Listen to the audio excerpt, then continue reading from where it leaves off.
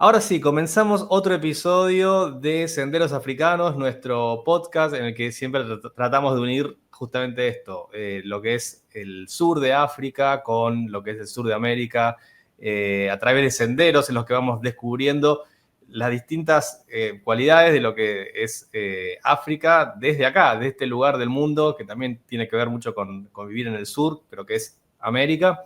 Y como veníamos recorriendo en otros videos, van a ver que estuvimos recorriendo países, no solo como Sudáfrica, sino también como Namibia, Botswana, bueno, hay otros videos sobre eso, y hoy nos toca recorrer Madagascar, que muchos lo conocen por la película, pero bueno, hay mucho más que supuestamente pingüinos y cebras aterrizando en aviones.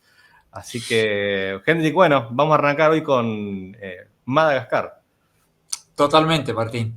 Y la verdad, me encanta lo que estamos haciendo, senderos caminando por África, porque yo también estoy aprendiendo un montón y yo te confieso, desde como sudafricano, no tenía Madagascar, es el lugar de al lado, es como que es esa isla ahí. Y no sabía mucho, para no decir nada, de Madagascar. Y para preparar para nuestro episodio, para aprender un poco, descubrí un montón. Y la verdad es muy interesante y tenemos mucho más en común con Madagascar desde Argentina, lo que queremos. Pero bueno, empezamos primero con lo más básico, con nuestro mapa. Así vamos ubicándonos dónde está Madagascar, qué es y su tamaño y todo ese tipo de cosas. Así primero, como vos bien habías dicho, la vez pasada hablamos de Mozambique, hablamos con Gordon desde Mozambique y ahora estamos ahí, en esta isla que es la isla número 4 en tamaño del mundo, Mm. y es un lugar muy pobre. Eso no hay que olvidar. Entonces, para darte idea de los números, es es una cuarta parte de lo que es Argentina, eh, pero su población es muy interesante y tienen, acá tengo los números, 46 millones de personas. O sea, Mirá, casi la población argentina en un cuarto de... Pero no, mentira. Tiene 32. Argentina tiene 46. Madagascar Claro, tiene 32. Pero es un montón igual. sí, es como dos tercios la población que tiene Argentina. Claro. Y es un lugar 4 veces más chico que Argentina. Entonces está bastante poblado y no es Madagascar de la película justamente lo que dijiste. Mm. Eh, es un lugar pobre, eso sí, tiene una economía que Argentina tiene más o menos 700.000 millones de dólares de Producto Bruto y Madagascar tiene 19 o 20. O sea, no, es incomparablemente más grande el de Argentina, como que uno no puede darse cuenta. Y un segundo. Siempre llaman los momentos más inoportunos.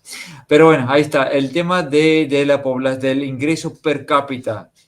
Argentina está más o menos en $30.000, $31.000, y Madagascar está $2.000, o sea, 15 veces más chico que Ajá. Argentina. Eso hace que sea, digamos, que hay que entender, hablamos de un lugar de realidades diferentes. Pero ya habiendo, digamos, habiéndonos ubicado en el mapa, ya tenemos el tema de la población, tenemos el día de la economía. Lo que hay que decir es que parece, si uno mira el mapa, decir claramente esta isla desprendida de África y bueno, por eso lo tratamos como parte del sur de África. Pero la realidad es que fue un poco más complejo que eso. Originalmente, sí, formaba parte de África hace 160 millones de años en este gran continente que el Gondwana, que este Mm. Pangea, digamos, como ese grupo de países más grande, y cuando se empezaron a separar al mapa que tenemos hoy, uno de los lugares que primero se separó es África de Madagascar, pero todavía estaba unido con Madagascar, Antártida y Sudamérica. Ellos todavía estaban unidos cuando Madagascar ya se había separado de África. Ujú. Entonces, más o menos durante 60, 80, perdón, 60 millones de años, África y Argentina, perdón, Madagascar y Argentina estaban unidos, técnicamente hablando. Claro, sí. Y O sea, lógicamente, si vos ves el mapa, yo siempre dije, es un rompecabezas que vos ves que Brasil encaja perfecto con el, digamos, con el este de África, y acá sí, parece una pieza de rompecabezas Madagascar, con el que también oeste. se salió del mismo terreno. O sea que en el fondo, en algún momento fuimos toda una gran masa de tierra. Exactamente.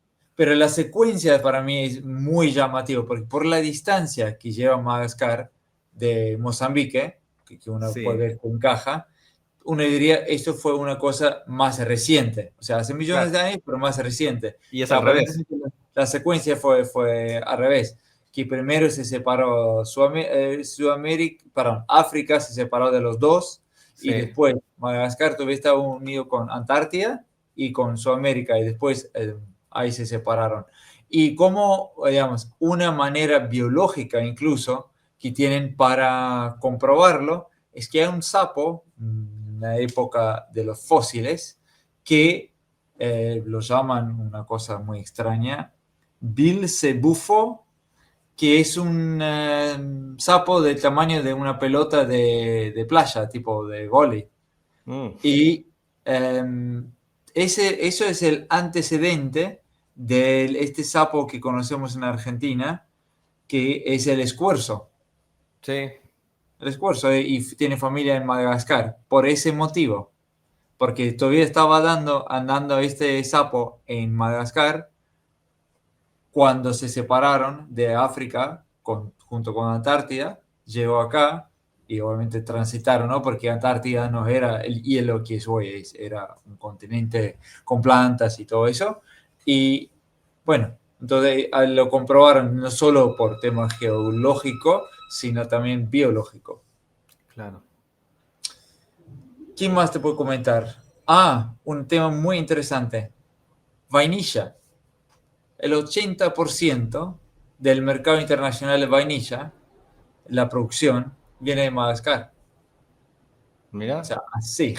es como, claro. O sea, natural. Natural viene de ahí. Y ellos,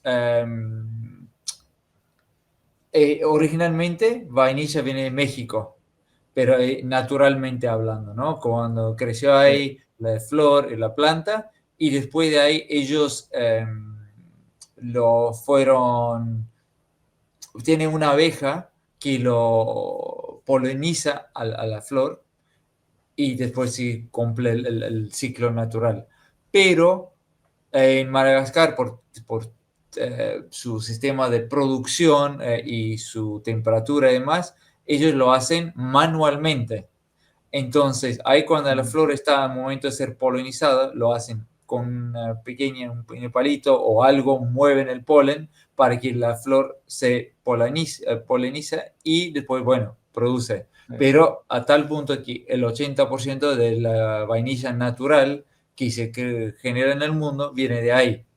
Y eso, siendo que, como ya hablamos, Madagascar es un lugar tan pobre, hace que sea un elemento de que lo roban. Los productores no pueden abandonar su parcela ni para dormir. Claro. O sea, literalmente se organizaron grupos de protección en los pequeños pueblos, las localidades, para proteger su producción local y después poder venderlo, porque estaban intentando tener que cosechar la flor antes de estar listo y después baja la calidad y eso estaba poniendo en duda la calidad de vainilla de Madagascar. O sea, es Mm. un tema que curioso, pero yo no lo tenía como que vainilla viene de Madagascar ni el tema de la relación con Argentina, ¿no?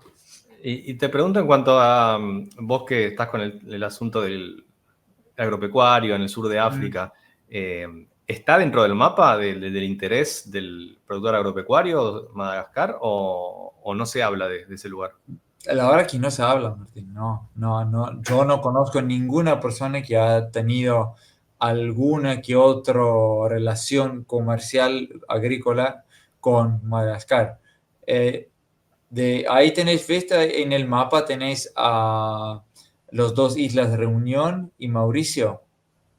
Sí, Al al oeste. este. Al este, perdón, este. Sí, sí. Esos dos islas son por ahí los lugares que más se conocen de Sudáfrica, porque la gente va a las Islas Mauricio de vacaciones, tipo al Ah, Caribe. Mauricio Reunión, sí, sí, sí, sí, eso se ha escuchado, mirá vos. Exactamente. De Pero en hecho, cuanto a destino turístico, sí, es te muy suena que bueno. Madagascar también se venda? No, no, Madagascar no, no, no. Las Islas Mauricio y Reunión. Esos son los lugares más interesantes para visitar. No, por el tema político o corrupción o lo que vos quieras, eh, Madagascar no se ha desarrollado como uno podría pensar por el tamaño que tiene y por su relevancia. Eh, yo no conozco Sí. suficiente como para decirte un análisis profundo de las causas estructurales, pero básicamente es creo que es un tema de desarrollo, ¿cómo se dice? Que es muy basado, primero era todo por el comercio entre Asia y África. Es un puerto de paso para llegar a Zanzíbar, que Ujú. está en Tanzania, y después Mozambique, por ese lado. El comercio siempre iba para allá. Madagascar no tenía cosas valuables. Hoy en día hablamos de vainilla como algo que tiene valor, pero históricamente no. Después ellos tienen una, como se llama, una gema que se llama Ilakaka y Ajá. o sea, no es conocido para nada, pero eso empezó recién en 1990 lo descubrieron. Mira. Sí, Sí, creo que lo que uno más relaciona a Madagascar, más allá sacando el tema este de las películas, que es yo creo que la gran referencia fuera de chiste que uno mundialmente puede hacer y la gente te va a decir, ah, sí, Madagascar, pero sí, capaz que nadie sabe dónde queda. Pero la gran referencia además de la película es la pobreza, sí, evidentemente. Yo sí, sí. te comento como curiosidad mía, leí hace un año, justamente, sin saber que íbamos a hacer este podcast, un libro de la obra del padre Opeka, que es Ujú. un sacerdote argentino esloveno, Sí, que estuvo haciendo ya una obra con comunidades del lugar. Es muy interesante todo lo que hace porque justamente va con este concepto de no dar el pescado, sino enseñar a pescar. Entonces sí, generan comunidades que producen su propio sustento. Pero me acuerdo que toda la descripción es de muchísima pobreza, muchísima. Y impacta mucho, ¿no? Decir, un lugar tan lindo con tantos recursos, ¿cómo puede ser? Pero bueno, es la gran pregunta que nos hacemos tanto acá en Sudamérica como en muchos otros lugares de África. sí. No, no, es lamentable y como te comenté, por ahí estuve todavía haciendo el contacto con esta persona que conocí acá en Argentina. Casualmente fue una vez a la iglesia donde voy y empezamos a hablar que es de Madagascar. Claramente nos hablamos en inglés, ¿no? Pero Sí, de Madagascar acá a Buenos Aires. Y ella estaba de visita acá, pero sería muy interesante poder hablar con ella desde su perspectiva de la realidad, porque hace poco Madagascar estaba en las noticias por el golpe de Estado. Y la sí. verdad es tanto golpes y contragolpes que yo prefiero no decir lo que pasó y aliento más a la persona que le interesa este tema saber que hay movimiento político. África pasó por un tiempo significativo sin golpes de Estado, pero ahora está pasando en Madagascar y vi el otro día en Costa de Marfil, no, en Ecuador, Guinea, Guinea Ecuatorial, sí. ahí está, Guinea, gracias. Tengo las palabras al revés. Guinea Ecuatorial, que también hay golpe de Estado. Es un momento de transición, pero esto es muy interesante para hablarlo porque es por la gente joven, que siempre lo mencionamos. Mm, África tiene la población joven más grande del mundo y la tasa de crecimiento es impresionante. Por eso siempre decimos que África para el 2050 esperan que va a tener una población de casi 2.000 millones de personas. Pero los jóvenes se están cansando de tanta falsa promesa y tantas promesas vacías de los estratos políticos, los élites. Sí. Y eso pasó en Madagascar y pasa en Kenia. Kenia, que es un lugar que uno considera todo bastante desarrollado, estable, incluso hay, y Sudáfrica ni hablar, los jóvenes están diciendo, bien, nos están prometiendo, pero nadie está haciendo nada. Entonces eso es muy positivo para África, o sea, es traumático en el corto plazo, porque estos cambios generan dificultad para las sociedades a desarrollarse establemente, pero el cambio, la búsqueda es a favor de una mejora, es a favor de no dejar las cosas estar como están. Y eso me parece muy interesante, que podemos, que África, por ese lado va a venir el desarrollo.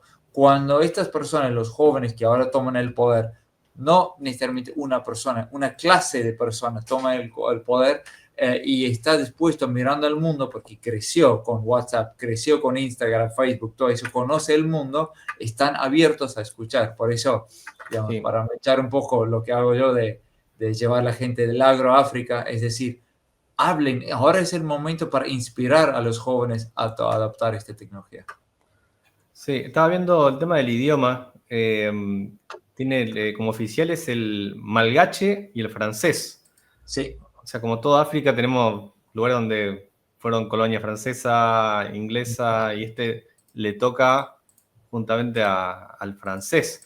Sí. En África... Estoy pensando, ¿dónde más hay francés en África? ¿En Senegal? Para sí, en casi todo el norte, pero especialmente noroeste. Sí. Hay muchísima influencia francesa. Los franceses tuvieron, y además los belgas, ¿no? Franceses y belgas tuvieron colonias. Sí, y, el famoso Congo belga, sí. Exactamente, ahí está todo francés. El único, desde nuestra perspectiva acá, portugueses, solo había 2 o 3 colonias, principalmente las más grandes era Angola y Angola. Mozambique.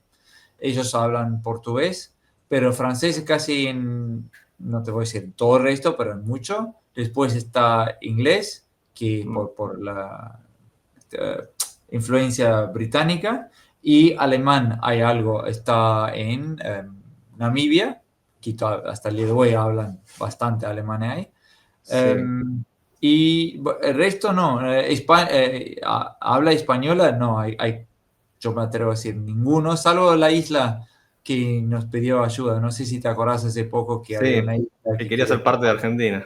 Bueno, eso hablan algo de español. Eso, por ahí nosotros lo damos por sentado, pero lo hablamos de los primeros podcasts. Qué importante que esto de los idiomas, porque siempre decimos que acá en Sudamérica, con excepción de Brasil, que igual nos entendemos, eso ha ayudado mucho a la unión de todo lo que es Sudamérica, con nuestras diferencias, pero creo que todos nos sentimos cómodos en cualquier país de Sudamérica por una cuestión de que tiene mucho que ver con el idioma.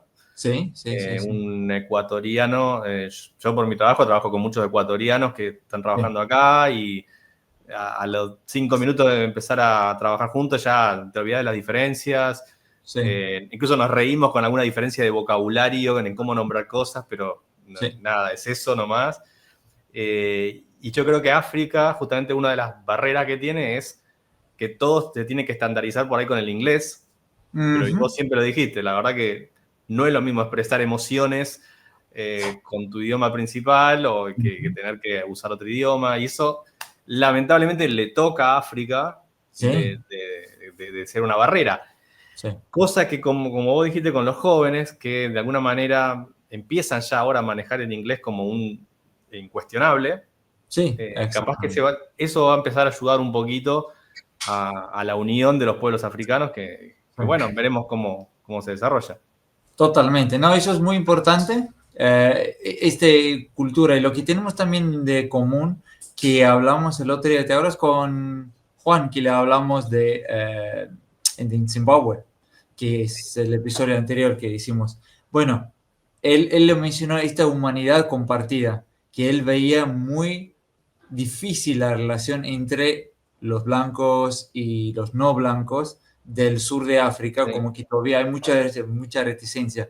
Pero no es solo él que lo nombra, sino que todos los, todos, mucha de la gente que yo llevo de Argentina a Sudáfrica y de otros lados de Sudamérica, menciona, es lo primero que dicen, como que la gente, ¿por qué no hablan entre sí? Y no es Mm. que hay una regla legalmente, no hay ningún problema, pero el latino tiene eso de humanidad compartida que todavía no es tan común en África, el tema racial. Entonces ahí digo que Argentina tiene mucho para aportar, porque la manera de trabajar de Argentina es más bien juntos que separados. Hay siempre más la búsqueda de buscar lo que tenemos en común. Así bueno, no, creo que con el idioma sí es un problemático porque hay que recurrir al inglés, aunque nadie esté necesariamente cómodo con el inglés, pero también la humanidad ayuda, que yo te veo como humano y quiero que no Sí. sufras. ¿Vos dirías que va África, o por lo menos el sur de África, va más hacia una estandarización del inglés con los jóvenes? ¿O hay un proceso de reforzar sus idiomas nacionales que los diferencian? ¿Qué sensación te da eso? Sensación nomás, ¿eh? Sí, sensación, no, aquí no hay, ellos viven tranquilamente con el multilingüismo. No hay, o sea, la cultura obviamente viene, Hollywood hace películas en inglés y ya Sí. está, pero la gente en sí acepta cualquier idioma como válido. Eh, Porque ha dejado de ser un instrumento de opresión o de colonialización, es un elemento de comunicación. Es que me interesa más hablarte que en qué idioma hablamos. Obviamente hay excepciones, hay mil excepciones y está bien, pero el tema es, si sabemos que no nos vamos, que no somos del mismo origen tribal o étnico, ¿para qué le vamos a hacer un problema? Buscamos la manera en hablarnos, vos vas a intentar acercarte hasta donde puedas y yo voy a intentar acercarme hasta donde yo puedo y por ahí hablamos una mezcla que de afuera es ininteligible y es totalmente gramáticamente incorrecta, pero si nos entendemos, ¿qué problema puede haber? Y ahí está, eso es lo lindo de África. Eso como, por eso digo, África, que tiene 11 idiomas oficiales, Claro. suena casi imposible de entender, pero es porque nadie exige solo su idioma. Dice, yo voy a hablar tu idioma o voy a hablarte de la mejor manera que puedas, y vos por favor puedes intentar entenderme. Mm. Y eso es como algo realmente interesante. Y si vos ves el equipo de rugby de Sudáfrica, eh, o sea, hay de todo allá, de toda nacionalidad y todo mezcla de etnias, de tribus y demás, que eso es muy importante. Y puedes imaginar cómo entrenas un equipo de rugby si Claro. no todos hablan el mismo idioma y tienes que hacerte entender. Y el objetivo es más importante que el medio. Y eso por ahí, para ir terminando, eh, es lo que tiene África de esta búsqueda de la unión, volver a encontrar su unión. Y la colonización dividió África y ahora están buscando con este acuerdo de libre comercio que tiene para toda África volver a unirse, buscar en común. Y los gobiernos no le quieren necesariamente hacer porque hay toda una estructura de intereses, Y sí. pero el tema, la gente, los jóvenes que conocen el mundo del Facebook, Instagram, WhatsApp, todos esos lugares que no conoce frontera. Yo hablo con quien sea, no importa dónde está su ubicación física. Esto es lo que estamos haciendo ahora. Sí. Un Zoom es lo más común que hay y eso creo que es algo totalmente aprovechable del momento histórico que estamos viviendo. Sí, fíjate que en algo muy simple como los chicos, no nos tocó a nosotros, porque nosotros somos un poquito más viejos, pero los chicos hoy juegan mucho en línea con otros Sí, jugadores y es lo más normal del mundo. ¿Viste? Nosotros por ahí sí. jugábamos más local porque no teníamos internet o internet no tenía esa No era capacidad de fácil. jugar en línea. Sí. Y ahora los chicos juegan en línea con personas que pueden estar en cualquier lugar del mundo Ajá. y están compartiendo una experiencia, juegan por ahí en el mismo equipo Sí, o en contra, pero es como que no comparten algo que antes era imposible. sí, Entonces, no les es ajeno un extranjero. sí, Y eso realmente, digo, en lo chiquito que puede ser un juego en línea, Ajá. Ya después cuando crecen, Ujú. no les resulta raro un extranjero y eso no es poco. No, Entonces, exactamente. O sea, creo que viene con lo que vos decís, que eso les va a dar una impronta distinta a los africanitos de hoy, que ya no, dentro de unos años van a ser los que van a manejar todo. exactamente, eso es la idea y eso lo veo muy positivo para África, para el futuro. Gente que sabe conectarse, sabe obtener la información y no permite o no le gusta cuando el gobierno interfiere y le dice no podéis hablar. Sí, El espíritu joven de toda la historia fue la rebeldía y lo vemos en Madagascar con este golpe de Estado. Y no estoy a favor, o sea, no hablo a favor de la violencia, digo a favor de la idea de decir, no me gusta lo que estás diciendo, hay que cambiarlo, no me voy a quedar callado. sí, yo lo escuché de oído, pero me parece que tenía que ver con algo de restricción de redes sociales. Sí, sí, Por ahí. es típico gobierno de cuando autoritario, ¿no? Cuando está en problemas apaga internet. Y Sí, lo que no, creo que uno le tiene que decir, bienvenido al siglo XXI, si vos le apagás el internet a tu hijo, no lo va a tomar calladito, calladito. pero escuchame, pasó en Cuba, pasó en Venezuela, ya no pudieron decir no tengan internet. Por más que hay un montón de restricciones Sí, y sí. dificultades todavía para acceder, pero no Está. pueden quitarle porque explota todo. Ahí está. Y bueno, una cosa que quería antes de terminar, que ahora estoy viendo acá mis notas, Dale. la relación con eh,